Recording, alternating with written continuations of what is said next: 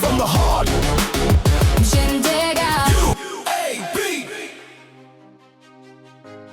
Again ဒီတဲ့တော့ UAB ကိုစရောက်တဲ့အချိန်2010မှာဆိုတော့အကယ်လေးရဲ့လက်နဲ့ပေါ့လေမိသားစုလိုပဲသဘောထားပြီးတော့ကို UAB စတင်ဝင်ရောက်ခဲ့တယ်မိသားစုလိုသဘောထားပြီးတော့တကယ်အနာဂတ်အတွက်ဖန်တီးဖို့မိသားစုလိုယုံကြည်နဲ့ UAB စတင်ပြီးတော့မိမိပတ်ကျွမ်းတဲ့ဥပဒေပညာရပ်နဲ့စတင်ပြီးတော့အတန်ဝင်ဝိုင်းကြောင်းပြုမယ်လို့အားပြုပြီးတော့လုပ်ခဲ့တာဖြစ်ပါတယ်ဒါကြောင့်မို့လို့အင်မတန်လဲအားရစရာအနေနဲ့စပျော်ရွှင်ခဲ့ပါတယ်UAB ကိုပထမဆုံးစချင်းဝင်တဲ့ခံစားချက်ကကြတော့ပထမဆုံးအနေနဲ့ဆိုရင်ရန်စိတ်လှုပ်ရှားခဲ့တယ်ပေါ့နော်ဒီနေရာကိုလုံးလို့အဆင်ပြေပါ့မလားဆိုပြီးတော့ဝင်ပြီးချင်းကြတော့စီနီယာတွေရဲ့လက်တွဲခုံမှုနဲ့သူတို့ရဲ့တုံတင်ဆုံးမမှုတွေနဲ့ဒီ UAB ကကိုယ့်အတွက်နေရာကောင်းတဲ့နေရာဖြစ်ပါလားဆိုပြီးတော့ပြီးခဲ့ရတယ်ပေါ့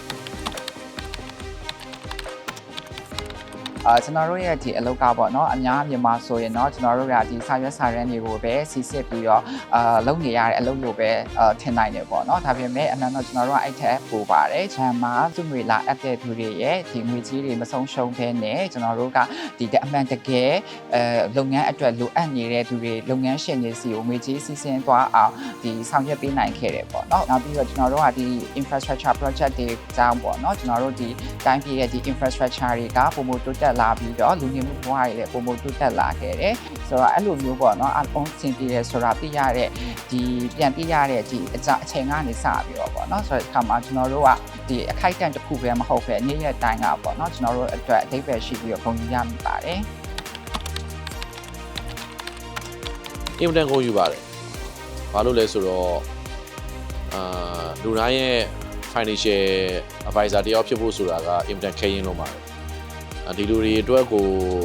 ဒီလိုတစ်ထောင်တနေရာနေပြီးတော့ပါဝင်ကူညီခွင့်ရနေတာကိုလည်းရွေးပြီးဝန်ထမ်းတယောက်အနေနဲ့ကိုယ့်ကိုခွင့်ယူမိပါတယ်ကျွန်တော် UAB ကလုံငယ်တွေကိုခွင့်လန်းရမ်းပေးတယ်ခွင့်လန်းတစ်ခုကောင်းလည်းရှိတယ်ပြီးတော့ကျွန်တော်တို့ဘဏ်ကကြတော့လူမှုပတ်ဝန်းကျင်ကိုအကျိုးပြုနေတဲ့ဘဏ်ဖြစ်တဲ့အတွက်ဒီထက်လည်းကျွန်တော်တို့အောင်မြင်နေဦးမှာပါလာမယ့်ညီကိုမောင်နှမတွေလည်းစူးစမ်းပါစိတ်ဓာတ်မချဘဲနဲ့ဒီထက်စူးစမ်းမယ်ဆိုရင်လည်းရောက်ချင်တဲ့ပန်းတဲ့တစ်ခုကိုအမြန်ဆုံးရောက်မယ်လို့ပြောချင်ပါတယ်